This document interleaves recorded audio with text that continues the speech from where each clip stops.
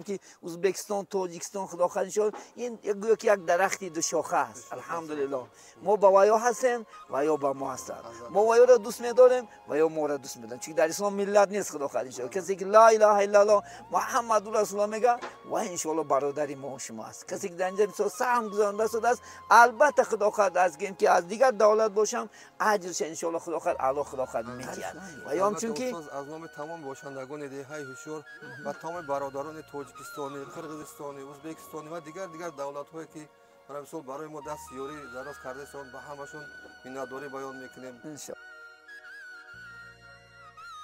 الحمدلله الصلاة و السلام علی رسول الله. به نام خدای بخشنده و بخشنده مهربان. چه طرزی که انشاءالله هر روز ما خدا خواهد رفتی کاری این مسجد تاجی محل خدا خواهد انشاءالله برای مردم های مسافرها که اکثر میپرسند چی کار شده است برای چی خیل برای خدا خواهد نه این ما رکلامه نه برای پکازو خیلگان مقصد نداریم خدا خواهد مقصد که مسافرایی که در شهرها هستند انشاءالله از اخبارات مسجد باید که انشاءالله با خبر باشند و محبتشون الله نسبت این مسجد برای زیاده کردن انشاءالله خدا خواهد و دعای ویها از پولشون هم دعاشو برای ما در کار است چون که دعای مسافرها البته اجابت میشد به یاردم دعا به یاردم انشاءالله خلق عزیز انشاءالله این مسجد هر روز خدا خواهد رنگ دیگر میگیرد. البته در این دهه اطمینان نگاه نکرده من خدا خواهد شیر بچهای شیاری امروز محله پایون خدا خواهد مثل واسطه من اکم شو خدا خواهد دست خونشی همین محله هستن بیا از محله فعال الحمدلله امروز تقریبا قریب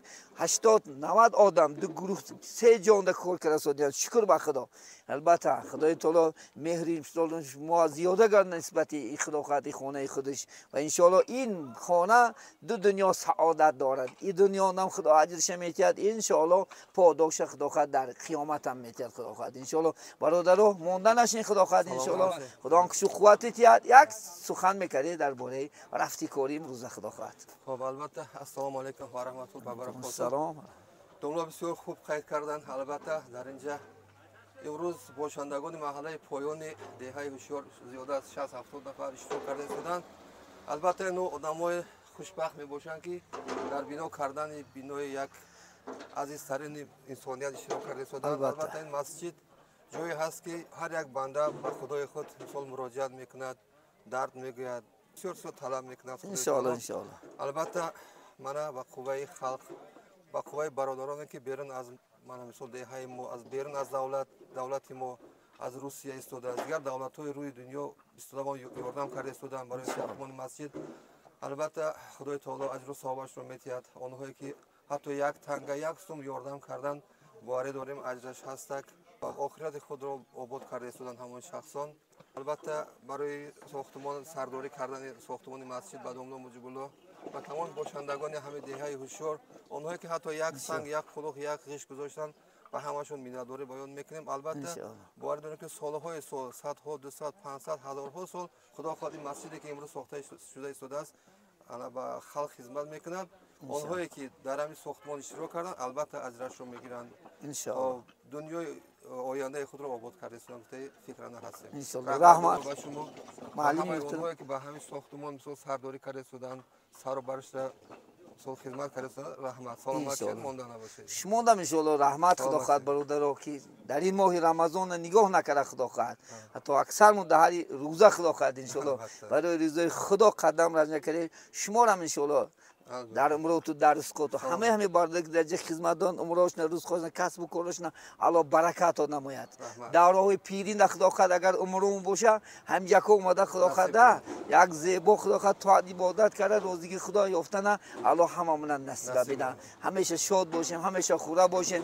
مبارکه که خدا خواهد در مسافرت هستن هر روز نواری ما رو تماشا میکنن انشاءالله و یادم خدا عمری دراز رزق فراخ تنیسیت خاطری جمع اومده کارشنتیت که وضعیت تهلیکگی خدا خواهد در شهر روس رفته است از خدا خواهدش امید میکنیم الله اونجا هم خدا خواهد یعنی تینجش خدا برقرار کند. اون برادری که در زیر شکنجه هستن میگم الله آزادی شد یاد خدا خواهد یا دیگر فهمی مهر و عاقبت خدا الله سبحانه و تعالی اله برقرار بدارد. من ما شما میگم که ازبکستان تاجیکستان خدا خواهد شد این یک درختی دو شاخه است. الحمدلله ما با ویا هستیم و یا با ما هستند. ما ویا را دوست می‌داریم و یا ما را دوست می‌داریم. چون در اسلام ملت نیست نیست خدا خواهد انشاءالله. کسی که لا اله الا الله محمد رسول الله میگه و انشاءالله برادری ما و شما است. کسی که در اینجا مثلا سهم گذارنده شده است، البته خدا خواهد از که از دیگر دولت باشم اجرش انشاءالله خدا خواهد الله خدا خواهد میتید.